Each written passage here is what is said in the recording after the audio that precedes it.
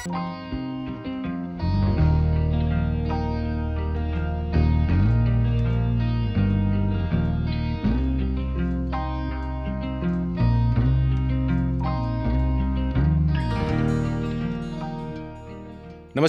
News 4 nation में आपका स्वागत है।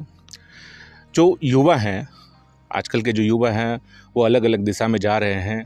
आज मैं आपको एक ऐसे युवा से मिलाने जा रहा हूं जो कि अपनी पढ़ाई कंप्लीट करने के बाद अपने गांव वापस लौट गए और गांव में पारंपरिक खेती को छोड़कर एक पपीते की खेती की शुरुआत कर दी है। इनके पिता भी काफ़ी रसूखदार थे। यहाँ पर उनकी प्रॉपर्टी है, लगभग 8.5 से 9 एकड़ की करीब प्रॉपर्टी है, आम का बगीचा है और अब इन्होंने पपीते की खेती से शुरुआत की है अपने कैरियर की। आइए मिलिए, ये हैं हमारे साथ प्रशांत, जो कि बरहट प्रखंड के निवासी हैं और यहाँ पर पपीते की खेती की शुरुआत किए हैं। आइए इनसे जानते हैं कि ये आइडिया आया कैसे आपके पास कि पपीते की खेती की जाए। ये आइडिया पहले यूट्यूब से आया। यूट्यूब में देखे कि हमको कुछ करना चाह रहे थे, अलग टाइप का पपीता और इस टाइप का ही खेती करना चाह रहे थे, कोई और नहीं खेती। ये पहला यूट्यूब से आया और फिर मेरे मित्र हैं, उनसे मित्र लोगों से कि अच्छा ये है अच्छा चीज़, इसको करना चाहिए। पढ़ाई छोड़कर गांव वापस आ जाना, ऐसा मन में क्यों आया? कुछ फैमिलियर प्रॉब्लम की वजह से वापस आना पड़ा और फिर था मेरे पास स्कोप कि हम बाहर जा सकते थे, लेकिन हम बोले जाने से अच्छा है कि यहीं पे कुछ किया जाए, तो फिर खेती में ही लग गए। अच्छा, ये पपीते की खेती की शुरुआत आपने कर दी है, कब शुरुआत किया और कैसा रिस्पॉन्स मिल रहा है इसके बारे में बताएं। ये अभी फर्स्ट बार लगा है, मार्च में पौधा लगा था और जिस हिसाब से हमको लग रहा था कि होना चाहिए वैसा हुआ नहीं है, लेकिन फिर भी ठीक है। क्या रिस्पॉन्स क्या मिल रहा है मार्केट से? मार्केट से रिस्पांस तो अभी ऐसा कुछ नहीं है। जैसे मार्केट से रिस्पांस के लिए हमको बात किए अलग अलग जगह पे व्यापारियों से, तो उन लोगों का कहना है ठीक है आपका फसल हो जाएगा तैयार तो हम लेके जाएंगे, इसके लिए आपको दिक्कत नहीं होगा। अच्छा, ये जो पूरा एरिया है लगभग कितने एकड़ में और कितने पौधे को लगाया है आपने? ये 8.5-9 एकड़ के आसपास है और अभी 6,500 पौधा लगा हुआ है। 6,500 पौधा आपने लगा के रखा हुआ है यहाँ पे। जी। अच्छा, ये जो पूरा खेत है उसको तैयार करने में, पौधों को तैयार करने में कितना समय लगा, कितनी लागत लगी? इस खेत को तैयार करने में, धान और गेहूं का जो खेत होता है उससे इस पपीते के लिए तैयार करने में इसको 2 से 3 महीना लगा और ये मार्च में हम लगा दिए थे इसको और अभी ये 6 महीना हुआ है। 6 महीना में देखिए आप इतना बड़ा फल भी आ गया है। सरकार की तरफ से कोई मदद मिली?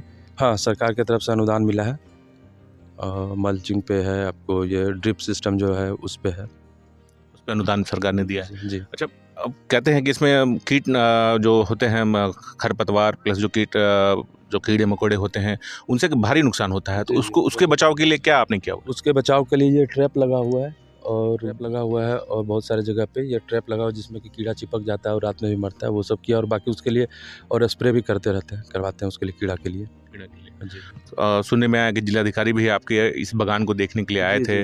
आए थे, जिलाधिकारी आए थे और वो जिलाधिकारी आए थे और उसके बाद वही हमको एक ट्रैप मशीन भी वो लगवाए हैं यहाँ पे। अच्छा, जिलाधिकारी के द्वारा? जी, उनके द्वारा 2 मशीन दिया गया है हमको। अच्छा, यहाँ के जो कृषि पदाधिकारी वगैरह हैं उनका कितना सहयोग मिलता है? उनका भरपूर सहयोग मिलता है। कभी भी ऐसा कुछ होने पे वो बराबर आके कैसे क्या करना नहीं करना वो बताते हैं। अच्छा, क्या स्कोप क्या लग रहा है आपको कि ये आपने शुरुआत तो कर दी, जैसा आपने बताया कि बहुत ज़्यादा अभी सफलता मिली नहीं है, लेकिन स्कोप क्या लग रहा है कि कितनी कमाई हो जाएगी अगर सफल रहेंगे आप, तो कितनी कमाई हो जाएगी? सफल रहेंगे, कमाई मतलब एक आदमी अच्छा से जी खा लेगा, इस टाइप से हो जाएगा कमाई। फिर भी लाखों में? हाँ, लाखों में कह सकते हैं। लाखों में कमाई अगर सब कुछ ठीक ढंग से चलता है तो कमाई ठीक ठाक हो जाएगा।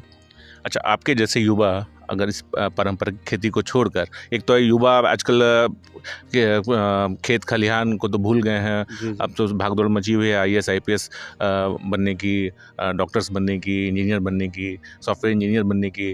तो युवा अब आपके जैसे युवा अगर खेती में आ रहे हैं तो एक बड़ी बात है, तो युवाओं को क्या संदेश देना चाहते हैं इस खेती को लेकर? खेती को लेकर जिन लोगों को इंटरेस्ट है उसको बिल्कुल करना चाहिए उनको, और इसमें लोग को लगता है रिस्क है, धान गेहूँ छोड़ के हम अगर कुछ अलग हट के करते हैं तो उसमें रिस्क है, लेकिन मेरे हिसाब से करना चाहिए। मेरा रिस्पॉन्स बहुत अच्छा है और करना चाहिए, आगे आना चाहिए। हम तो चाहेंगे ज़्यादा से ज़्यादा लोग करें इसको। अच्छा, अभी तो पपीते की खेती आप कर रहे हैं, आम की खेती ऑलरेडी आपका आम का बहुत बड़ा बागान है, अब इसके अलावा और भी कुछ नया करना जा रहे हैं क्या? अभी फ़िलहाल तो यही है, इसके बाद हम लोग मशरूम और के बारे में सोचे हैं। शुरू में। जी जी। और केले की खेती की भी बात। केले की खेती के लिए तभी जितना खेत है मेरे पास उसमें तो लगभग यहाँ पे लगाए हुए हैं सब में, वो तो बाद का देखेंगे, अगर होगा तो चेंज करेंगे, लेकिन फ़िलहाल अभी पपीता ही रहेगा। कितना टाइम देना पड़ता है यहाँ पर? टाइम का कुछ नहीं है वैसा, जितना ज़्यादा से ज़्यादा दीजिए उतना ज़्यादा अच्छा है, जितना ज़्यादा देर रह सके।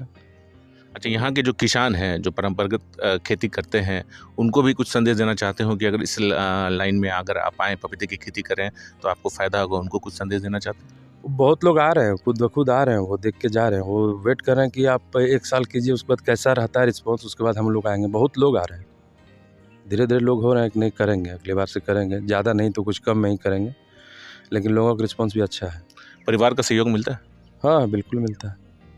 बहुत बहुत धन्यवाद आपका हमारे साथ, और आपको बहुत बधाई कि ऐसी पपीते की खेती करने के लिए, कि युवा जोश जिसको कहते हैं, युवा जोश दिखाने के लिए बहुत बहुत धन्यवाद आपका।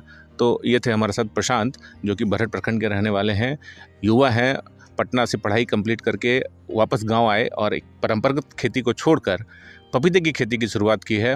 हालांकि इन्होंने कहा कि अभी ज़्यादा हमको फ़ायदा तो नहीं हो रहा है, लेकिन मुझे उम्मीद है कि ये जो पपीता का पेड़ है ये 3 साल तक फल देता है, तो इस साल अगर नहीं हुआ तो अगले साल मुझे ज़रूर फ़ायदा होगा। तो देश के जो युवा हैं और बिहार के जो युवा हैं, इनसे सबक लेनी चाहिए, और परंपरागत खेती को छोड़कर भी आप अच्छा पैसा, अच्छा मुनाफा कमा सकते हैं। आप देख रहे हैं न्यूज़ फॉर नेशन और मैं हूँ सुमित। धन्यवाद।